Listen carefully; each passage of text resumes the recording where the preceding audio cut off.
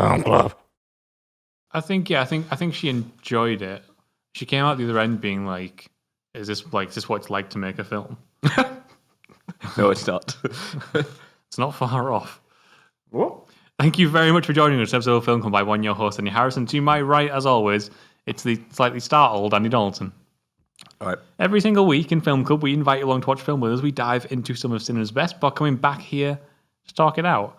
And this week, we have done a 1-2 punch with Apocalypse Now last week. If you haven't gone and watched that episode yet, go and watch it and go and watch Apocalypse Now because it's just wonderful. And this week, we're taking a look at the making of a documentary with Hearts of Darkness. A Filmmaker's Apocalypse. Yes, the Filmmaker's Apocalypse, the subtitle for it. So, this is a weird one. What do you think? It's weird because it's a documentary and people say it's better. I think you can't really say it's better because it's a complete different experience. You watch this and you see Apocalypse Now. I mean, one thing we touched on when we did our review last week, one thing we didn't touch on too much is the production, and we said we'll go into it next week. In this, you actually realise the full scale of production, and as you associate it with the film that you've previously watched, Apocalypse Now, you start realising just the true vast amounts of like kind of everything that went into that making of that film.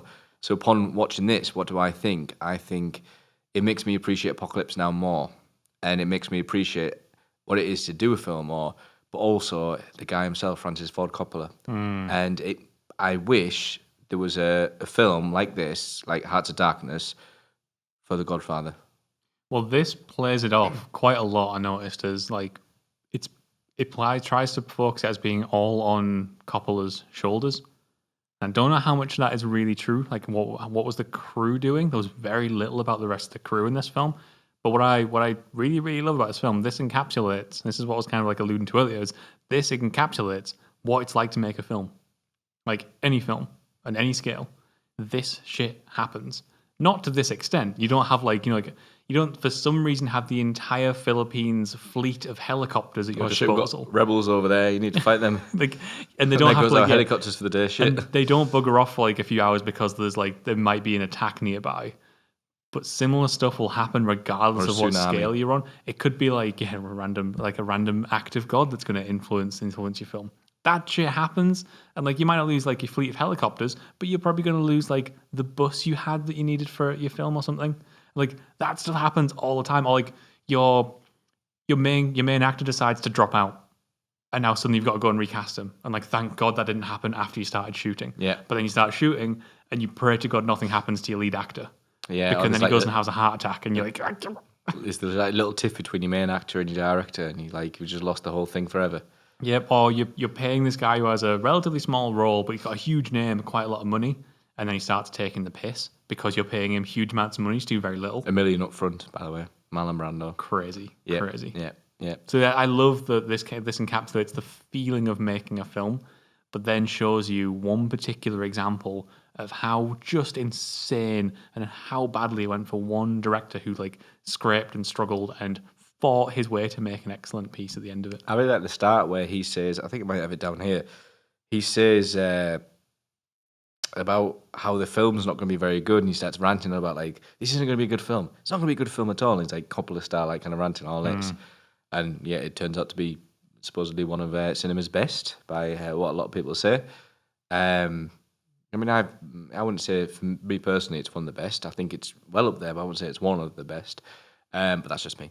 And I really like how it sets you off that film. So you're going into this documentary thinking, yeah, shit's gonna fucking hit the floor here. Do you know what I mean? So and it's quite interesting because it's his wife that does it. So we actually got a bit mixed up around about the music for Apocalypse Now, didn't we? I called Carmine Coppola, who is Francis Ford Coppola's dad, his wife last week. Because you've probably never heard of that first name before, have you? What, Carmine? Yeah, Carmine Falcone from Batman. All right, your favourite at the moment because you've been watching way too much Titans. Titans shit. Titans absolutely shit. Don't watch it. No, seriously, don't watch it. It's fucking. I'm still annoyed from it. Do you remember Batman Begins where Carmine Falcone turns up? No. Never mind. Not important. Okay.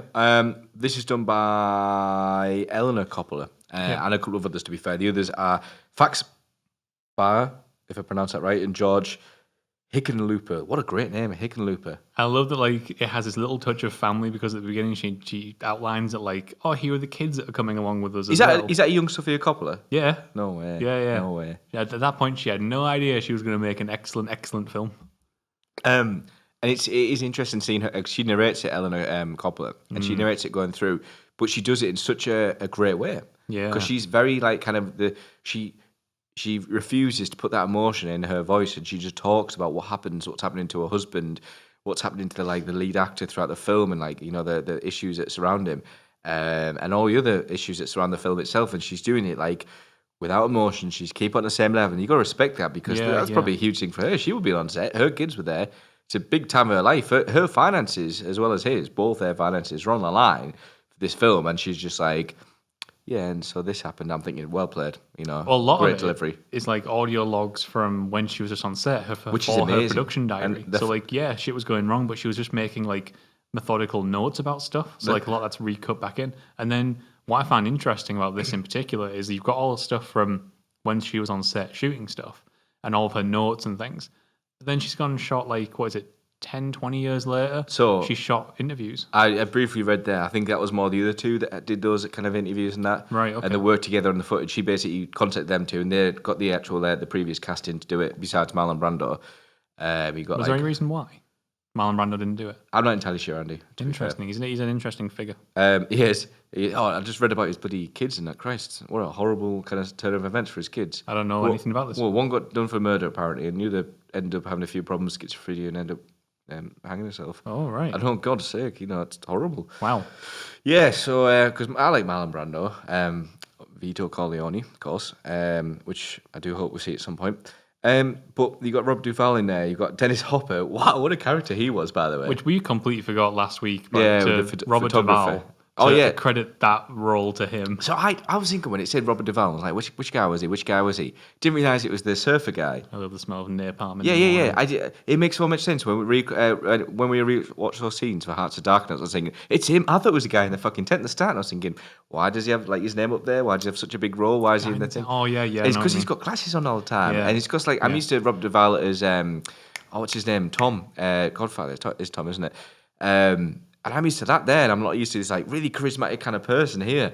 And it threw me off, and I was like, oh shit, what a great... Well, is that you get that one scene where he's on the beach, and he's got his sunglasses off, and they're all hanging out and playing guitar, and it's like, oh yeah. And then, it's this amazing performance, but it is very much hidden behind all this stuff. And then, I love, by the way, this documentary, obviously this is before the Redux version that we watched came out. Christ. But this is one of the things that really sparked people's imaginations about the French rubber plantation. Oh, and the return of the Playboy Bunny scene. Like those two scenes, for a while, were considered like this sort of mythological thing. Like people desperately wanted to see those scenes. Oh yeah, okay. So those scenes. Okay, so it was like I'm sure it was something you watched the other day with those scenes where. No, I'm thinking of something complete. I'm thinking of the E.T. thing with the Atari film. People are thinking about these E.T. caricatures in the ground, and it actually turns out it's a real thing. Do you reckon? Sorry, I'm just thinking. That is one. I know. That is a reference and a half. I know. No, but no, they for lots of people, this was like if in was it Star Wars? Remember A New Hope? Yes. You always heard that there was the scene where Luke bumps into what's his name? Who ends up in the Red Squadron at the end? Biggs. Oh yes, yeah. You always heard there's a cut scene where Luke talks to Biggs on Tatooine. Then years later, we saw it, it's this tiny little snippet, and it's nothing. But this was always told to this big complex scene that he wasn't happy with, and he cut it away. And until the Redux came out, people were desperate to see that. And this is, I think, probably the first time people saw images of those scenes. And yet, it turns out that it's probably better off not having them from our personal opinion. Totally ruins the pacing of the film. Yes, it does. And I think it's really good. If we move on to something we were just saying there, we're on about Dennis Hopper.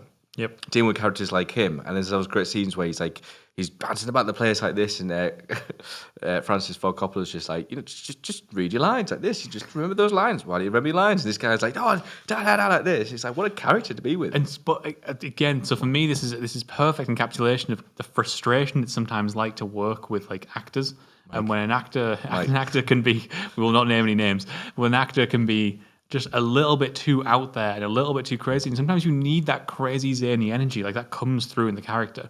But also the frustration of trying to push them into just doing what you need them to do. Because as Francis Ford Coppola had on his mind, like 1,000 different things, he didn't need some actor coming along and just being like, I can't remember my lines. He's like, just go learn your lines. And you can see the frustration in his face, but he doesn't want to like communicate that verbally because like there's the professional line that you don't cross. Yeah. It's also interesting how he got rid of his main actor after a week's worth of filming. He's like, no, I don't do this. Great call by the way. Oh, I haven't seen those scenes. Who's the original actor again? I can't remember. Was he replaced by Martin Sheen? Yes. Amazing recasting. This reminds me a little bit of what happened on Back to the Future, where there's like a chunk of Back to the Future that was shot with a person whose name I don't remember, but obviously they got Michael J. Fox in afterwards. And is that like right? Perfect recasting. I didn't know that. Yeah. No fucking way. There's a bunch of scenes you can see him where it's someone else playing Marty. Holy shit! No way. Oh, I didn't know that. And then you look at like the dedication to the role by Sheen there and how he goes into it, and I think it comes out that performance of him when he's like really going into his own emotions and he's almost like breaking down in that scene where the first scene you see where he's breaking the mirror and that, and he's saying in his post like a few years later interview how he didn't realize how close he was to the mirror. He smashed his hand like this. And then they're all saying, oh, we'll get you ice and stuff like this. And no, I'm going to continue this. I'm going to finish this.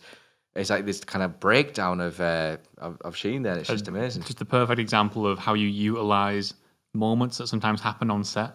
Like if something goes wrong, something just happens to occur. Yeah, you make sure the actor's safe, but like as long as they're willing to go with it, let's see where this leads. Let's experiment with this a little bit. Yeah. We've got the time to do it. They had the money to do it because... my God, did this thing go over budget? I can't believe. I liked how they had like celebrations at how long it had gone for. The point where they're celebrating 100 days, and then later on it cuts to celebrating 200 days, and you're like, oh my God. All that time over. Like you were saying there, they had all these things at stuff like tsunamis where the actors would go home only to come back again. And I just like how they're chilling on set, just like with the tops off and everything like that. It's almost like a 200-day long holiday for all of them, but obviously quite strenuous. Immensely stressful holiday. In the Philippines as well, it's amazing how they got the Philippines as a location to represent Vietnam. Because when I watched Apocalypse Now, I did feel like I was going through what I've seen little bits of Vietnam. Like there was a really good Top Gear episode where they go through Vietnam on bikes, and I know it's a weird thing to go to, but that's one thing I remember of Vietnam and just how lovely the country was from there. And the thing that got me with this was early in the film we see George Lucas. Yeah, what the hell? Is talking about like when he was originally going to direct it. And do you remember last week I was talking about how do you shoot this film without an actual war going on? And George Lucas is like, yeah, like we were planning on going over while the war was on. And we were just going to like go over like 5 of us and try and like grab these scenes and stuff. And just use the war as a backdrop. And I'm like, you people are insane. Yeah. I understand why it didn't go ahead. But also I can understand why you would want to do that because the amount of production value you need is stupidly insane. Yes, yeah. And just so happens Francis Ford Coppola was okay with being stupidly insane and going for something crazy like this. It's amazing what he achieved. And I think it stands. You can see the stress, you see the problems, you see everything he had to bleed and sweat and cry through to get there. I think this documentary has shown me quite a lot why in his later career he just started making okay, fine films, stuff that really doesn't push the boundaries, stuff that didn't need him to go and live in the Philippines for an entire year of his life with his family, stuff that he could just kind of rein in, and they're nice, simple films. Go on, give us an example of these nice, so simple films. So the one that I always find quite funny is Jack. Jack? Oh, is that Robin Williams? Yeah. He directed that? That's a Francis Ford Coppola film. No fucking way. I only watched that like a few months ago. Really? Yeah. So I remember seeing it when I was a kid, and like the ending always hits me on an emotional level. Yes, yes. It's been a while, and like, I mean, in terms of like, there is no comparison between Jack and Apocalypse Now and The Godfather and The Conversation. Ooh, this was after Godfather Part 2, Apocalypse Now. Yeah, then he does Godfather Part 3 later on. Yeah, we won't talk about that. No, okay, I get what you mean by Jack. Yeah, interesting. I was looking through his filmography there. A lot of his like more recent work is very, very kind of calm, for lack of a better word. Fair play to the lad. Yeah, good on them. So anyway, there is Heart to Darkness. You can let us know in the comments below what you thought of either Apocalypse Now or Heart to Darkness, because I want to know about both. Like, there's some people out there who just utterly adore Apocalypse Now because they managed to see it in theaters, and this was like their Star Wars, their Lord of the Rings. So I'd love to hear from any of you out there. We'll be back once again next week, though, where we are going to be taking a look at Boogie Nights. Until then, get watching.